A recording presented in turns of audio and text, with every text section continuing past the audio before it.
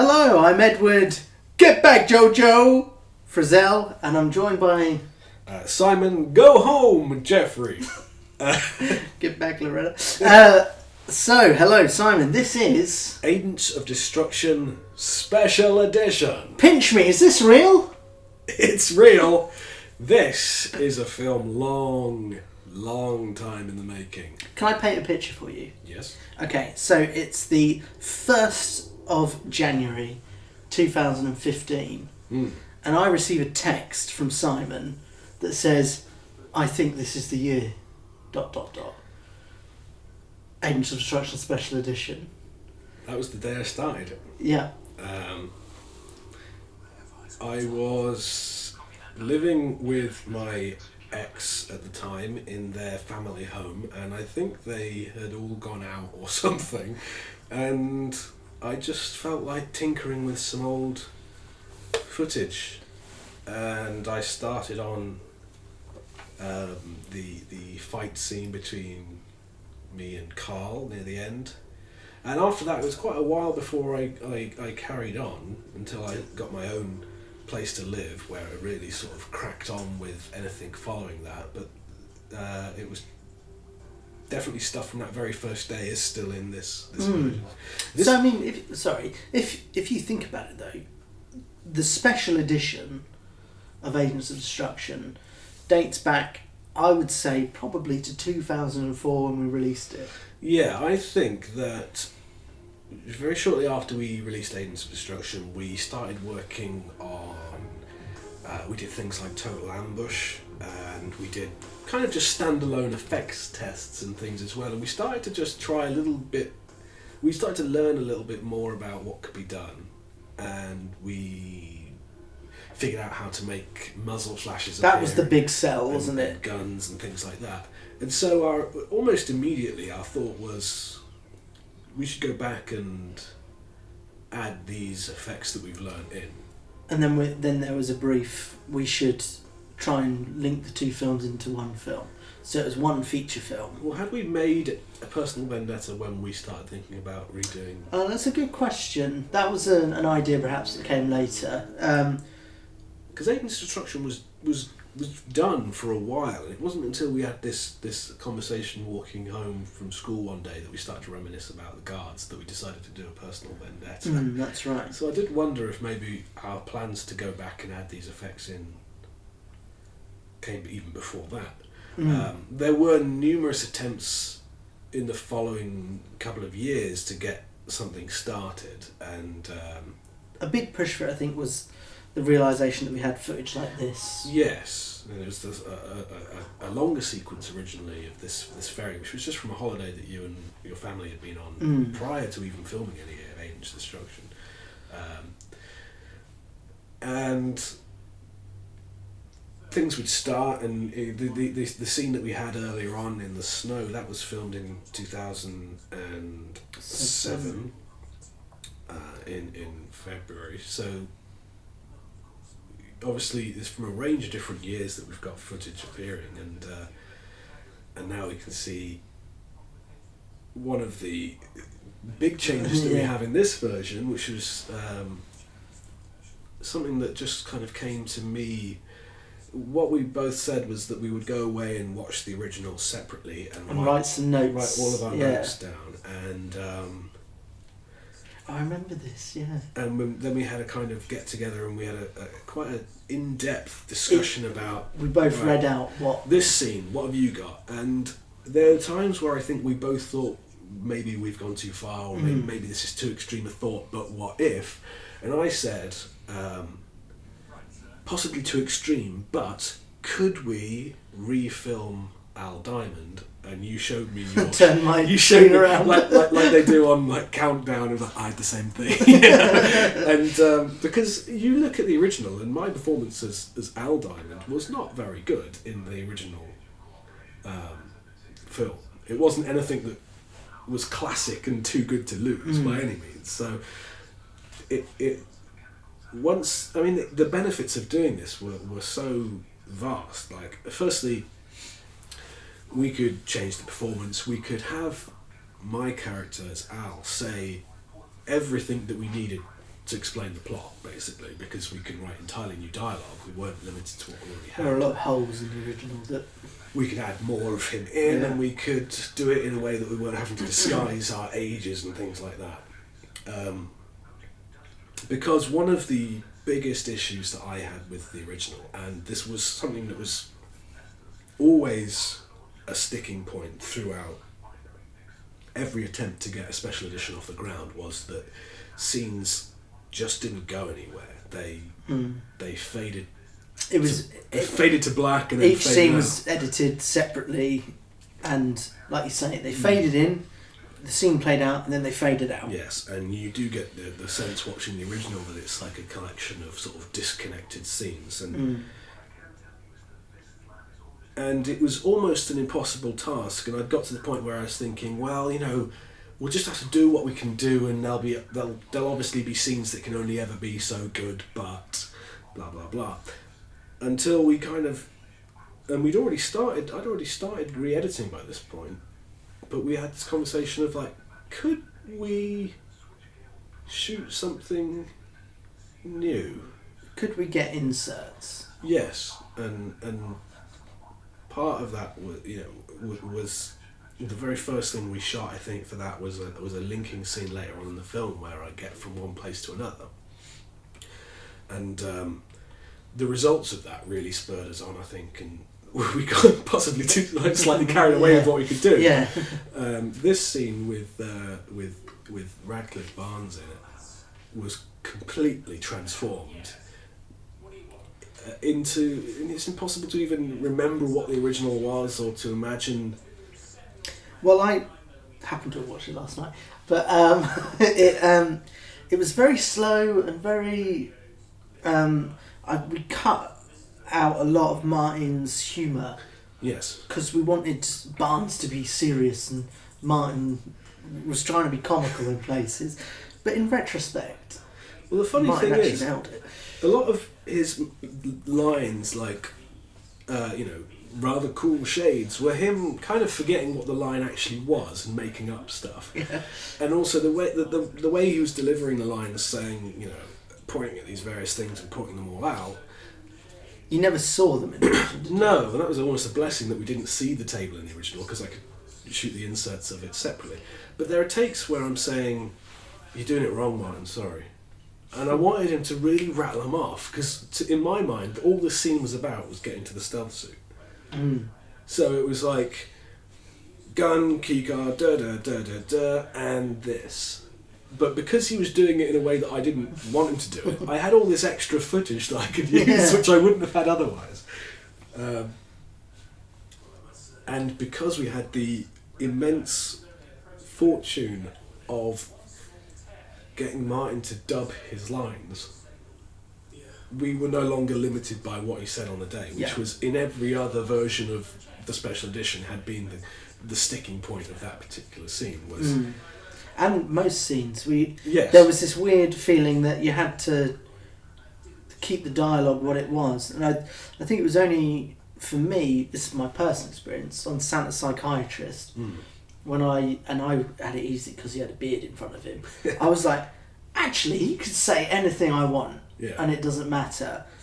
That we kind of just figured that, well, actually, it doesn't have to say that line, and it can change angle. We had conversations about possibly dubbing characters, which I was always... Neither of us were happy with it. I always thought that there'd be a reason to watch the original that I didn't want you to have. I didn't want to be like, I want to watch the original because I want to hear Martin's real voice. I'm not saying there shouldn't be any reason to watch the original. I'm just saying I didn't want the original to have something that was better. A superior reason. And so once Martin had agreed to do it, and Carl had agreed to do his lines previously, it was like, wow, okay, great. Throw away the original script. What do we actually want them to say? Yes.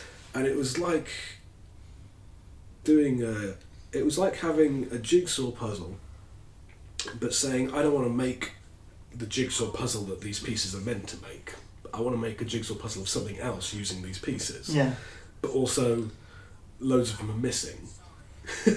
Because using our kind of more, our more modern filmmaking sensibilities, we would look at a scene and go, right, at this point, logically, you would cut to this. For their instance, there would be a close-up of you pulling the pen out, turning it on, and throwing it in. That didn't exist. Which, and more often than not, that shot just didn't exist because we didn't get coverage for it, or we didn't think to get a cut in for a particular moment. And this scene was very stilted. It looked like characters were waiting just outside of shot to come on, and there was no van, obviously, and that completely transformed it in terms of just moving the agents, putting some distance as well between them and the mission, because in the original they sort of seemed to be right next door, and there were some deleted scenes where the agents kind of kept popping back to MI6 every few minutes to say, so this has happened. It just seemed to be making it all seem way too close to each other. Which I think at the time was a way of getting certain characters back in to Well, it. So bringing Al in, which really could have been done over the phone. Yeah, a lot of the time it was to delay the finale, to add, of course, add a bit of padding in.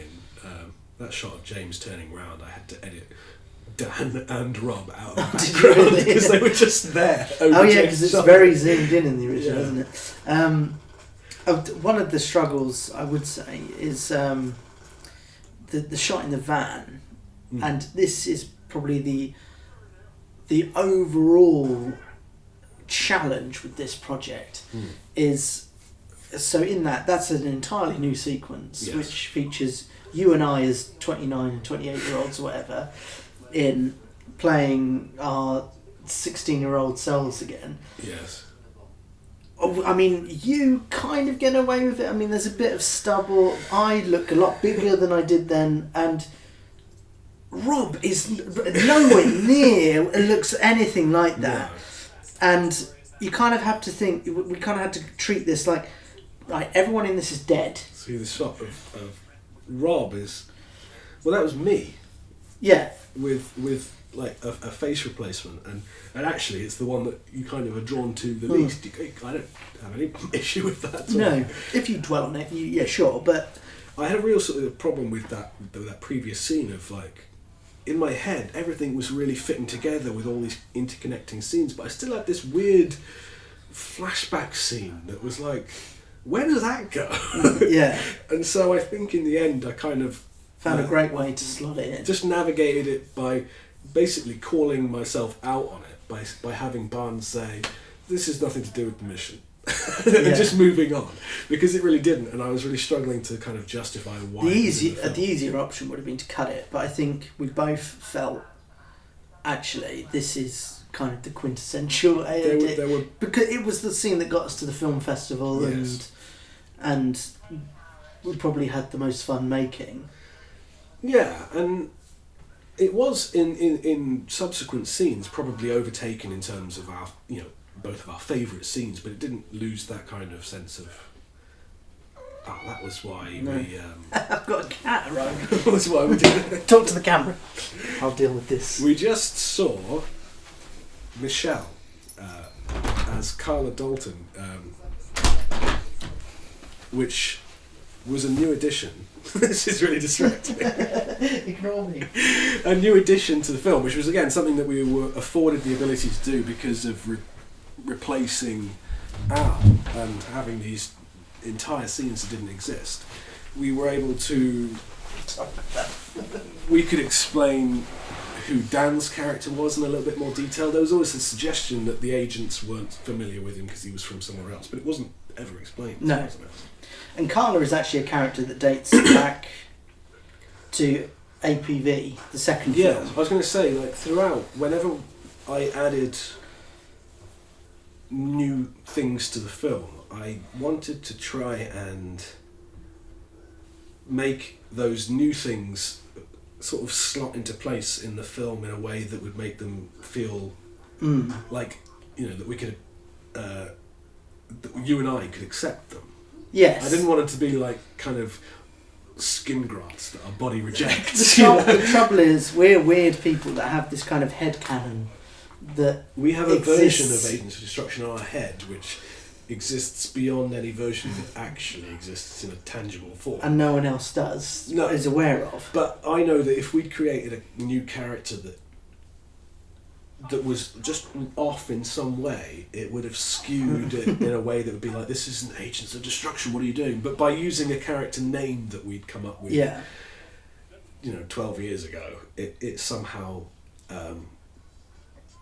it felt, it kind of slotted in a lot easier in our heads. And no one else would care, obviously. But I realised right from the very start that we were only really ever making this film for ourselves.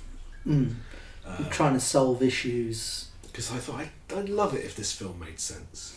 I'd love it. And so all of these linking scenes were new. And in fact, I totted it up. And there's about 20 minutes of additional unseen footage. Which to say, the original was like 45 minutes. And this is shorter. Yeah. Somehow we've taken bits out of the original and condensed what was left into around less than 20 minutes. But that is probably... Well, you have to remember the original was highly unoptimised and... It wasn't exactly tight as it could No. be. So I think even if you were just using the basic footage that was there, it would be shorter now. And then I quite like this little addition here of the... but linking of the two... Yeah, who we've dubbed Lucky as one of the few that actually seems to get away unscathed from this whole ordeal. But it just seems to be forever missing. Just so close to... And actually, like, a bit of comedy that actually kind of works. Yes.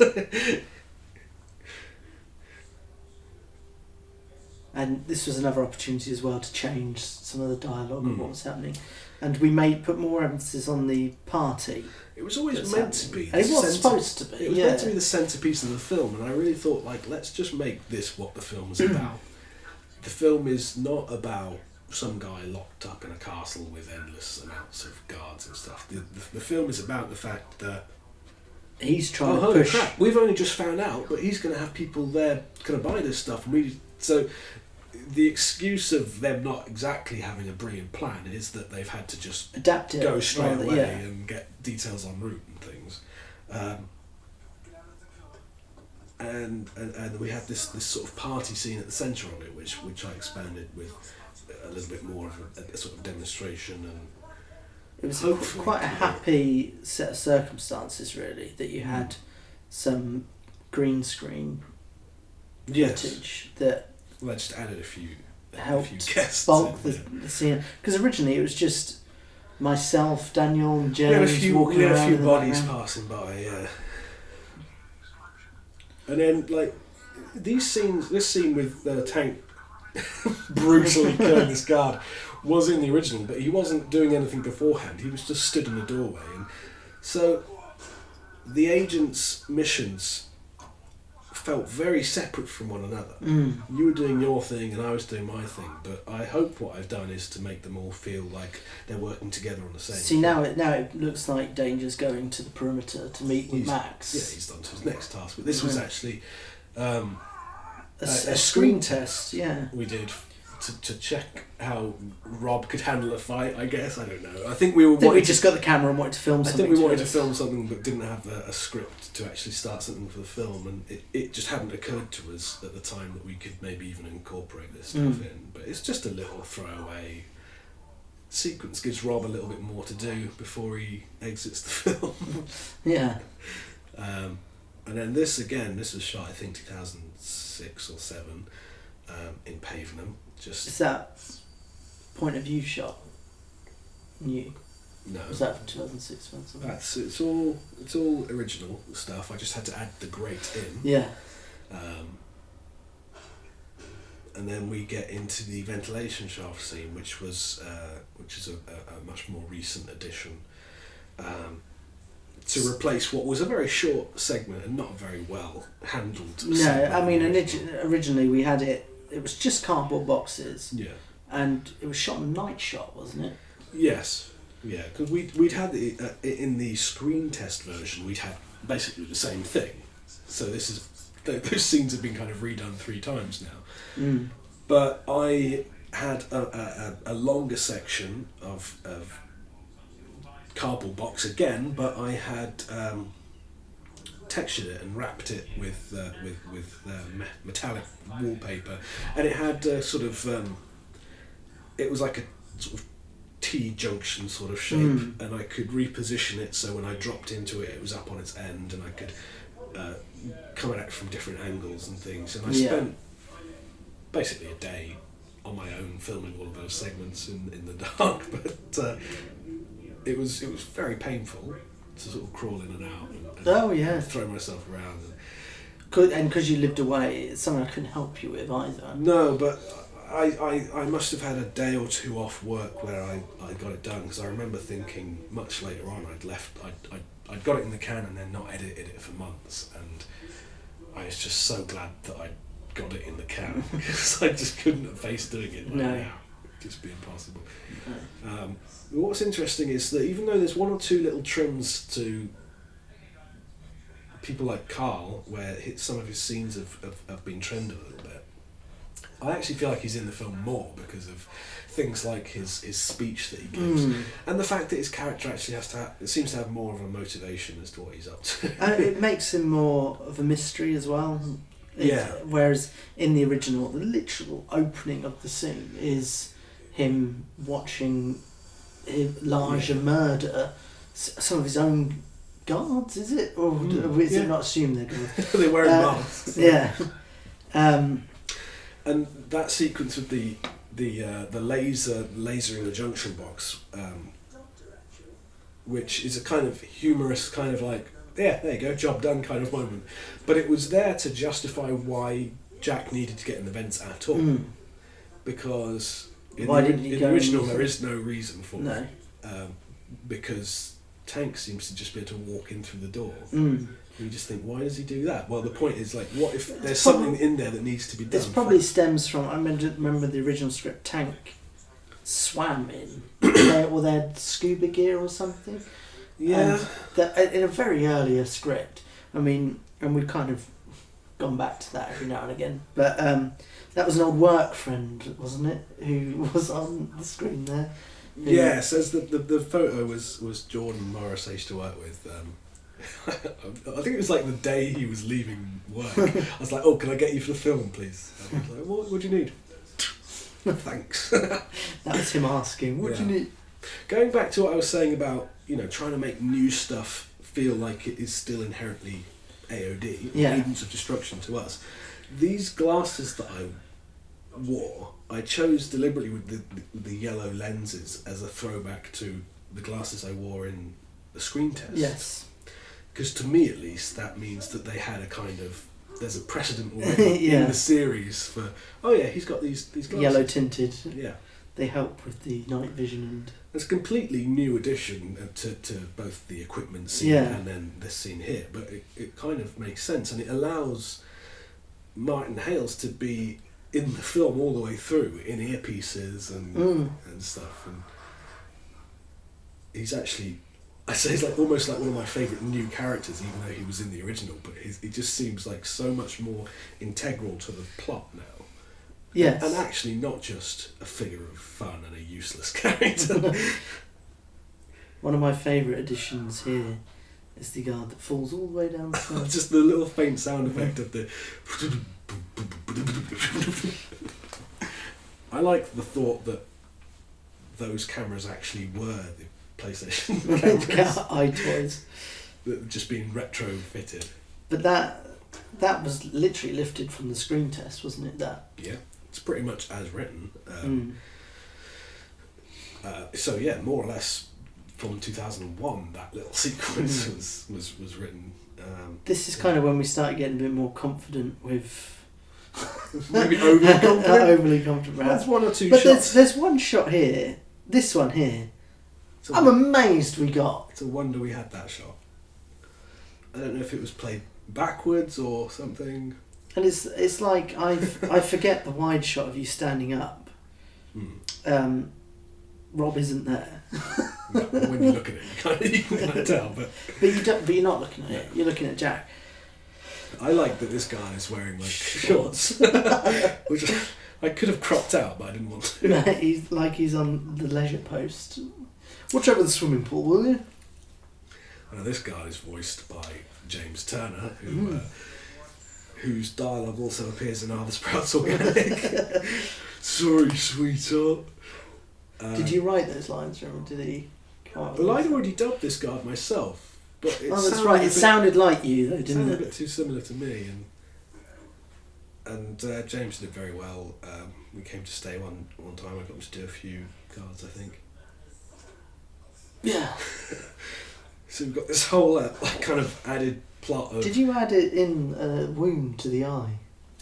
Well, what I did was I painted out the blood that was there Yeah. to sort of then trickle out, Yeah. because it kind of cut from one shot to the other. Mm. There was no blood, and then there was blood. I love the way this guard collapses. So what's going on here behind Carl? I mean, this was insanely bold when we were originally shooting this.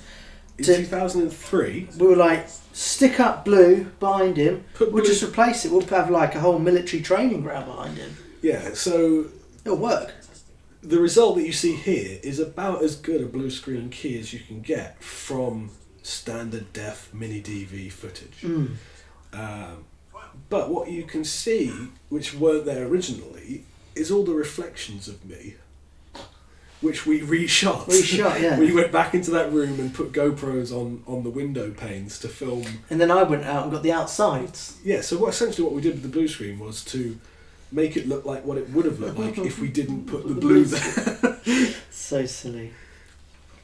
I love these little bits because it Shows something going on. yeah, exactly. You kind of feel, oh, they are working, and I don't know why they're working in balaclavas, Yeah. but it's to protect their identities. FIST likes to protect the identities of all their employers. So there you go. A little bit of, if you remember what the plot was going on about, then that makes sense to you. Yes. And If you care about this. yes, and we cut back from this nicely to, I think, if what I'm most proud of is how I've managed to actually make it make sense. I love how the tie clip mic's still in frame. I'm good at that. No. But I remember saying after the screening, I think I said to Louise and Michelle, who were at the bar, and they said they enjoyed it, and I said, they say, well, I haven't seen the original, but I imagine it took a lot of work. And I said, well, let me put it this way: could you vaguely understand what was going on? And they said, yeah. Then that's the work I put into it. That's the difference. Because it did just literally fade up, and we were here, Yeah. and it fades down, and I was somewhere else, and it comes out of this scene, and I'm suddenly leaving the house from a different angle. Listening to this dialogue back, this screams of me in 2003 writing, "You'll find the pain more horrific than you could possibly imagine." I would say there's probably one too many little monologues before it happens, but I was able here. You see these little weird boils kind of bursting out of his face. And his eye goes up. Did you do that? And oh god, this is. Oh god, that's It horrifying. doesn't get easier to watch, does it? That little shot of me dropping down to the rope was actually an outtake, but it just looked painful. Was it? It was me trying. I was demonstrating what if I do this to try and get my arms out of the rope, and I just slipped down. Oh. And it just looked kind of painful. So this actually was the first insert we attempted. This is the very first of the kind of 2015 new shots, and so we did it all in kind of silhouette like this, which worked really well, I think. But we thought actually all it needed to be was me leaving one building and getting to another, but we just took the chance to put a few guards in. Yes. And I like the tension seems to pick up at this point, and then suddenly right, we're back into the original footage. And it links, Perfect. whereas it didn't before. It didn't at all. And we're really sort of driving towards the end now at quite a pace. Aren't you dead? I mean, and I can understand why you've cut everything you have cut in this scene. It is almost a shame, in a way, that it's like, yeah, it's time for Diamond versus Fist, and it's like, dead. That's the one thing you notice is how quickly Carl is dispatched. But it was very laboured and slow beforehand. Oh, it was incredibly But slow. maybe it does leave it open to what if Carl showed up in a later film with just a scar on his neck? It's not as final. Ah, I it's like not it. as final as it was where you see his sort of head peel off. Yes, that's true. And it goes to sort of... course up. It kind of just... It shifts the focus a little bit, as if to say, Fist wasn't really the main story here. GMF 4. LTK 16, no, License to Kill 16. Fantastic. Whenever I put text in there, there's always some reference to something. In fact, all this stuff, like matching the close-ups of the computer to what was actually on the screen, took a lot. Oh, of course, yeah. Just randomly typing ipconfig over and over again. I like this. Oh, it's brutal. It just doesn't cut away.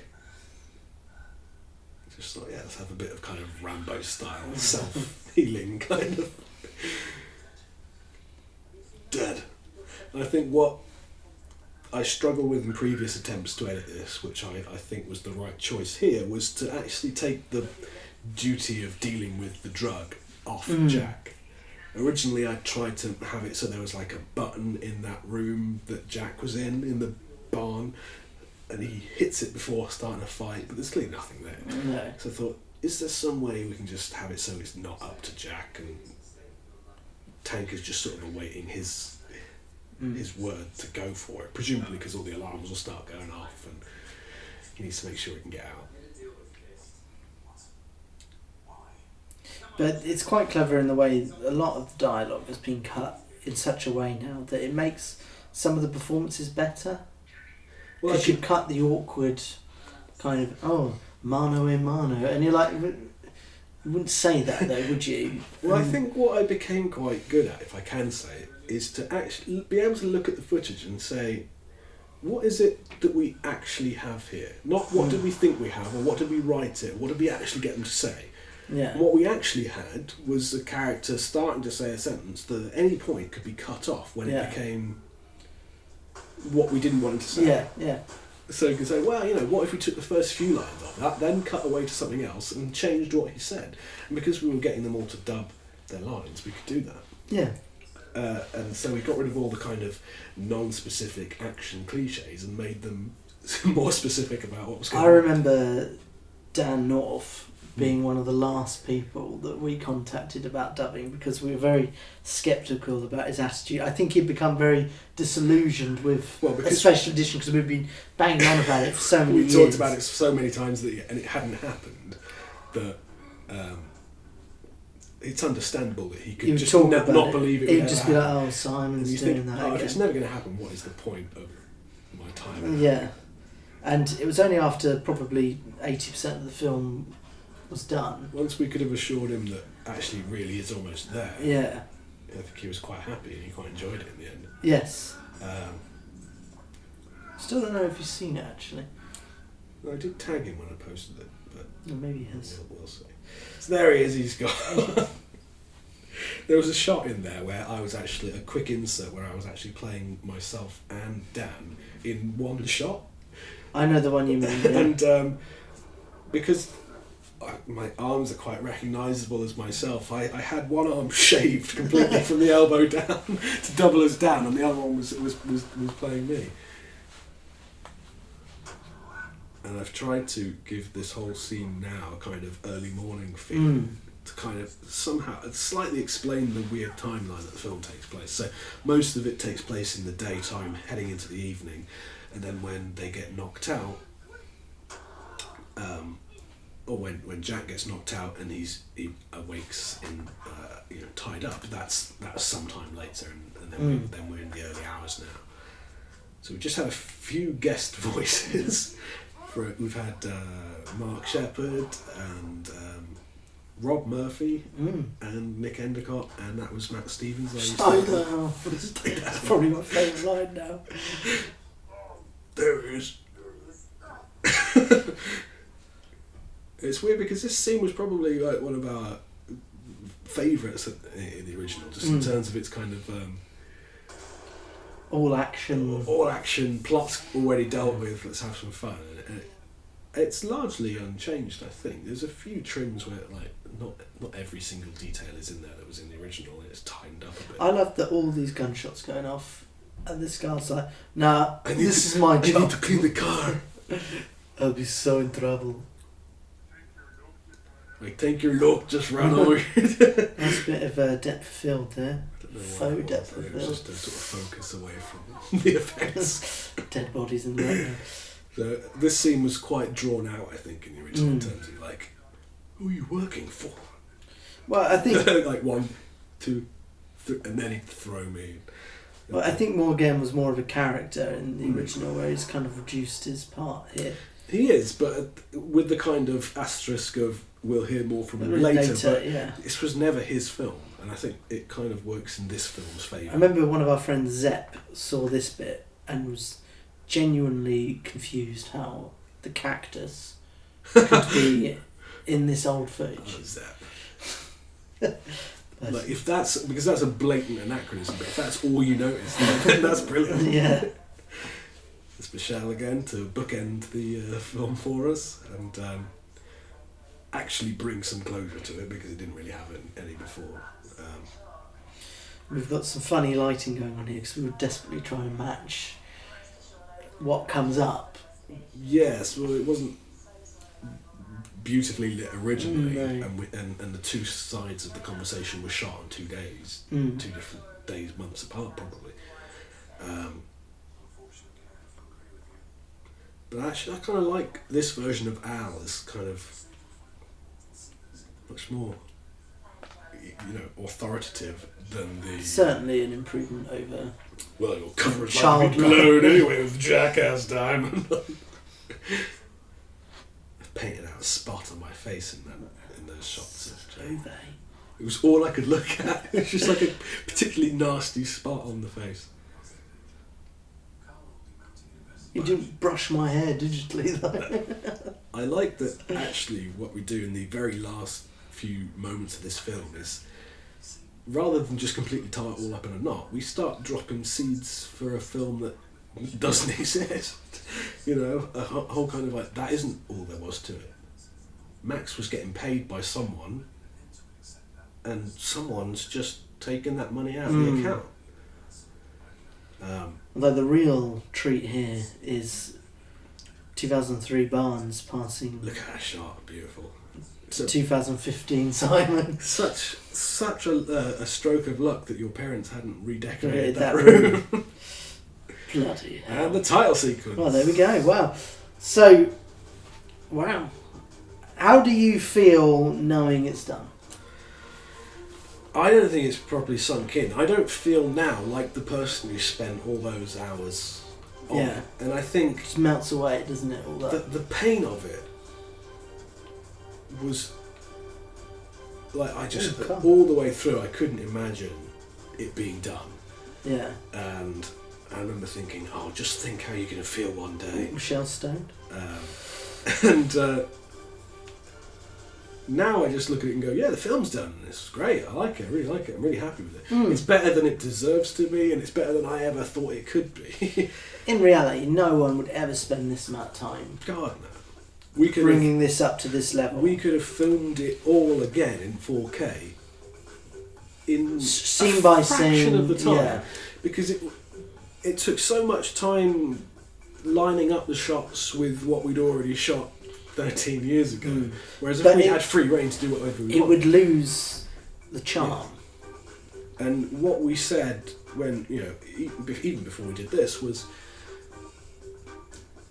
there had been a number of times where we attempted to do a special edition and we started and in some cases got quite far through it, got about halfway through in one case, but then abandoned it. But the urge never went away. And you said once, like, time has proven that this urge is never going to go. Yeah. And so if we hadn't done it now, I think the curiosity of what it could be would still be there. And it would still be looming over for years to come. And I just didn't want to be 40. No, it's still working, absolutely.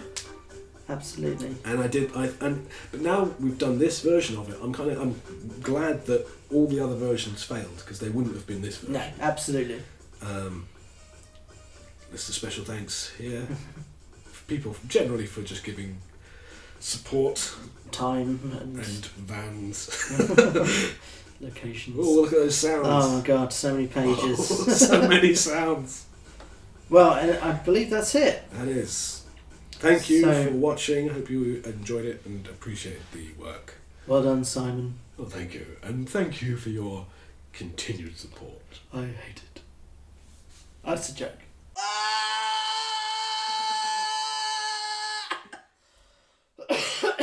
Oh, I can die now.